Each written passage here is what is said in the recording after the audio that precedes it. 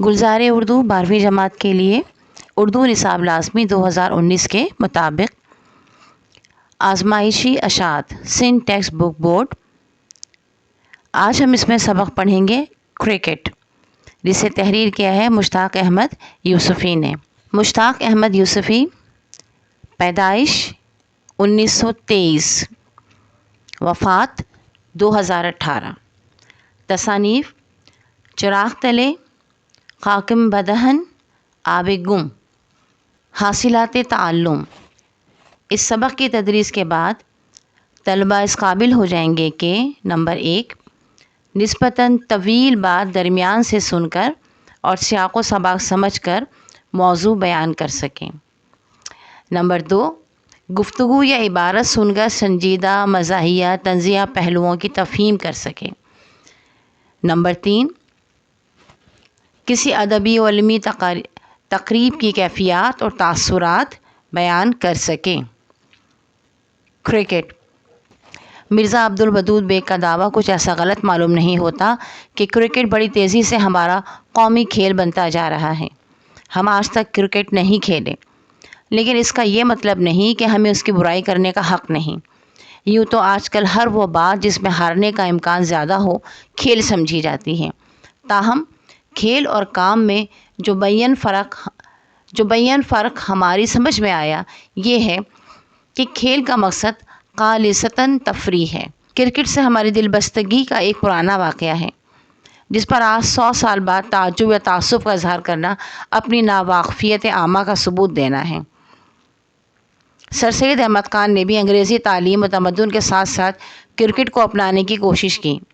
روایت ہے کہ جب علی گڑھ کالج کے لڑکے میچ کھیلتے تو سر سید میدان کے کنارے جانماز بچھا کر بیٹھ جاتے، لڑکوں کا کھیل دیکھتے اور رو رو کر دعا مانگتے، الہی میرے بچوں کی لاش تیرے ہاتھ ہے۔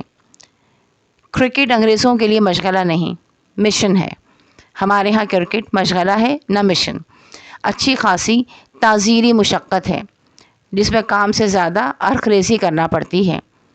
اب اگر کوئی سرپھرا منہ مانگی اجرت دے کر بھی اپنے مزدوروں سے ایسے موسمی حالات میں یوں کام کرائے تو پہلے ہی دن اس کا چالان ہو جائے۔ ہمارے ہاتھوں جس طرح ہلکا پھلکا کھیل ترقی کر کے کام میں تبدیل ہو گیا، وہ اس کے موجودین کے وہم و گمان میں بھی نہ ہوگا۔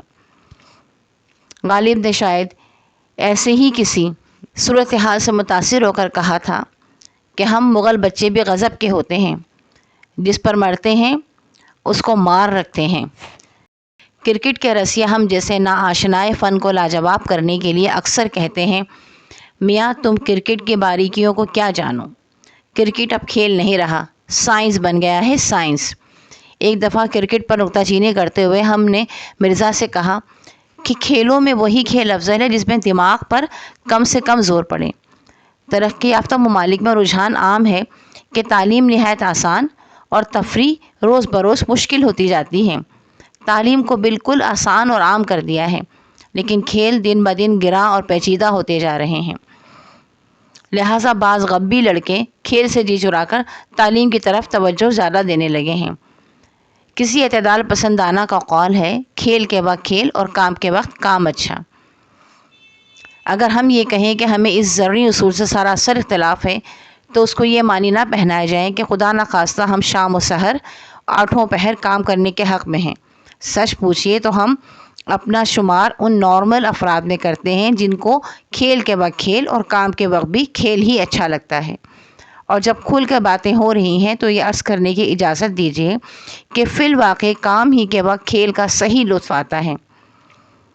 اب ہم اصل موضوع کی طرف آتے ہیں اور آنکھوں دیکھا حال سناتے ہیں۔ ٹیسٹ میچ کے ہنگامہ پرور زمانے کا ذکر ہے۔ شہر کی آبادی 2 حصوں میں بٹ گئی تھی، ایک حصہ کے جس میں کاہل بھی ہیں، غافل بھی ہیں، ہوشیار بھی ہیں، اپنے اپنے گھروں میں بیٹھا ریڈیو کمنٹری سن رہا تھا۔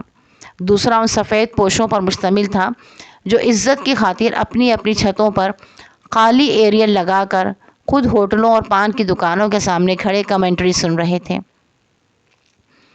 پاکستان ایک میچ جیت چکا تھا اور کرکٹ کے خلاف ایک لفظ بھی منہ سے نکالنا غداری کے مترادف تھا۔ مرزا کرکٹ کو اپنے آپ پر طاری کر کے کہنے لگے، یہ کھیلوں کا بادشاہ ہے۔ ہماری جو شامت آئی تو بول اٹھے، مرزا کرکٹ رئیسوں کا کھیل ہے، ایسا مہنگا اور پیچیدہ کھیل جس کا میچ مسلسل 5 دن گھسٹتا رہے اور جسے ہمارے غریب عوام نہ کھیل سکیں اور نہ دیکھ پائیں، ہرگز لائق التفات نہیں۔ ہم نے دکھتی ہوئی رگ پکڑی۔ پھر کون سا کھیل لائق التفات ہے حضور؟ مرزا نے چڑاؤنے انداز میں جواب دیا۔ اس سے بہتر تو بیس بال رہے گی، ہم نے کہا۔ بات ایک ہی ہے، آدھا بیٹ ٹوٹ جانے کے بعد بھی کرکٹ جاری رہے تو اسے بیس بال کہتے ہیں۔ کسی اور کھیل کا نام لو، مرزا نے کہا۔ ٹینس ہمارے منہ سے بے ساختہ نکلا۔ اگر تم نے کبھی ٹینس میچ میں گیند کے ساتھ سینکڑوں تماشائیوں کی گردنیں ایک ساتھ پینڈولم کی طرح دائیں بائیں گھومتے دیکھی ہیں تو باخدا تمہیں اس کھیل سے ہی نفرت ہو جائے گی، مرزا نے کہا۔ اس کے یہ معنی ہوئے کہ تمہیں ٹینس دیکھنے پر اعتراض ہے، مت دیکھو، مگر کھیلنے میں کیا حرج ہے؟ جی نہیں، یورپ میں ٹینس بیمار مردوں اور تندرست عورتوں کا کھیل ہے صاحب۔ اچھے کھیل کی خوبی یہ ہے کہ کچھ ہاتھ ہلیں، کچھ پاؤں ہلیں، اچھلیں بازو، پھڑ کے سب تن۔ مرزا نے ایک ہمارے مقابلے پر نذیر اکبر آبادی کو لا کھڑا کیا، جس سے نبٹنا فی الجملہ ہمارے لیے مشکل تھا۔ چلو ہاکی صحیح، ہم نے سمجھوتے کے انداز میں کہا۔ چھی، ہماری یہ بڑی کمزوری ہے کہ اپنی ٹیم کسی کھیل میں جیت جائے تو اسے قومی کھیل سمجھنے لگتے ہیں اور اس وقت تک سمجھتے رہتے ہیں جب تک کہ ٹیم دوسرا میچ ہار نہ جائے، مرزا نے فتویٰ دیا۔ تمہیں پسند نہ آئے یہ اور بات ہے، مگر کراچی میں ہاکی کی مقبولیت کا یہ عالم ہے کہ اگر کہیں دوستانہ میچ بھی ہو رہا ہو تو خلقت اس بری طرح ٹوٹتی ہے کہ فیلڈ تک میں کھیلنے کی جگہ نہیں رہتی، ہم نے کہا۔ خدا آباد رکھے، کراچی کا کیا کہنا؟ کوئی شخص راہ چلتے یوں ہی پان کی پیک تھوک دے اور پھر اس کی طرف ٹکٹکی باندھ کر دیکھنے لگے تو 2 منٹ میں ٹھٹ کے ٹھٹ لگ جائیں اور سارا ٹریفک رک جائے۔ یاد رکھو، تماشے میں جان تماشائی کی تالی سے پڑتی ہے، نہ کہ مداری کی ڈگڈگی سے۔ مرزا نے بات کو کہاں سے کہاں پہنچا دیا۔ فٹ بال کیسی رہے گی؟ ہم نے عاجز آخر انہی سے پوچھا۔ مرزا کہنے لگے، کرکٹ اشراف کھیلتے ہیں، فٹ بال دیہاتیوں کا کھیل ہے، ماخوذ از چراغ تلے اندھیرا۔ مشق۔ سوال نمبر 1، درج ذیل سوالات کے جواب دیجیے۔ سر سید احمد خان کے متعلق کون سی روایت مشہور تھی؟ ب، کسی دانا کا کرکٹ کے بارے میں قول بتائیے۔ جیم، اچھے کھیل کی خوبی کیا ہے؟ دال، اس سبق میں کتنے کھیلوں کا ذکر کیا گیا ہے؟ تماشے میں جان تماشائیوں کی تالی سے پڑتی ہے، نہ کہ مداری کی ڈگڈگی سے۔ اس اقتباس کو اپنے لفظوں میں تحریر کیجیے۔ سوال نمبر 2، اس سبق کا خلاصہ تحریر کیجیے۔ سوال نمبر 3، درست جواب پر صحیح کا نشان لگائیے۔ نمبر 1، کرکٹ بہت تیزی سے ہمارا کھیل بنتا جا رہا ہے، الف بین الاقوامی، ب صوبائی، جیم قومی، دال علاقائی۔ نمبر 2، کرکٹ انگریزوں کے لیے ہے، الف مشغلہ، ب ولولہ، جیم تفریح، دال مشن۔ نمبر 3، ٹیسٹ میچ کے دوران آبادی بڑھ گئی، الف 2 حصوں میں، ب 3 حصوں میں، جیم 4 حصوں میں، دال 5 حصوں میں۔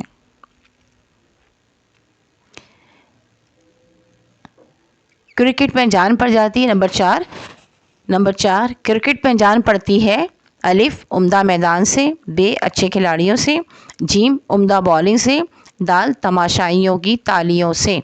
نمبر 5، ہم قومی کھیل اس کھیل کو سمجھتے ہیں، الف جس میں دماغ پر کم سے کم زور پڑے، ب جسے رئیس لوگ کھیلیں، جیم جس میں محنت زیادہ ہو، دال جس میں جیتتے رہیں۔ سرگرمیاں، طلبہ کمرہ جماعت میں کوئی مختصر تحریر سن کر موضوع کا تعین کریں گے۔ نمبر 2، طلبہ اپنی پسندیدہ تحریروں سے سنجیدہ مزاحیہ طنزیہ جملے نوٹ کر کے دوستوں کے سامنے پیش کریں گے۔ نمبر 3، طلبہ کسی ایسے علمی اور ادبی تقریب کا حال بیان کریں گے جس میں وہ خود شریک ہوئے ہوں۔ برائے اساتذہ، طلبہ کو مثالیں دے کر سنجیدہ مزاحیہ طنزیہ گفتگو یا تحریر کا فرق سمجھائیے۔ فرہنگ، تعسف افسوس، تعزیری قانونی سزا مراد سخت کام کرنا، اور خریزی، باریکی سے کام کرنا، سخت محنت کرنا. رسیہ شوقین، گرا بھاری، غبی کند ذہن، لائق التفات مہربانی کے قابل. فتویٰ شرعی حکم، قلقت عوام. پیارے طلباء و طالبات، اس سبق کی بلند خوانی اس لیے کی گئی ہے کہ وہ طالب علم یا وہ طالبات جو کہ بصارت سے محروم ہیں انہیں اس نئی کتاب کو پڑھنے کے لیے کسی کی محتاجی نہ ہو اور وہ خود ہی اس کو سن کر اس کے متن کو سمجھ سکیں اور امتحانات میں اعلیٰ کامیابی حاصل کر سکیں. آپ سے گزارش ہے کہ اگر آپ کے آس پاس آپ کو کوئی ایسا دوست ساتھی ملتا ہے، ایسا طالب علم نظر آتا ہے جو کہ بصارت سے محروم ہے، آپ اسے اس چینل کا لنک ضرور دیجیے اور پڑھنے میں اس کی مدد کیجیے. یہ ایک ثواب کا کام ہے اور اس میں آپ بھی ہاتھ بٹائیے اور آپ بھی ثواب کمائیے. اگلی ویڈیو تک اجازت دیجیے. اللہ حافظ.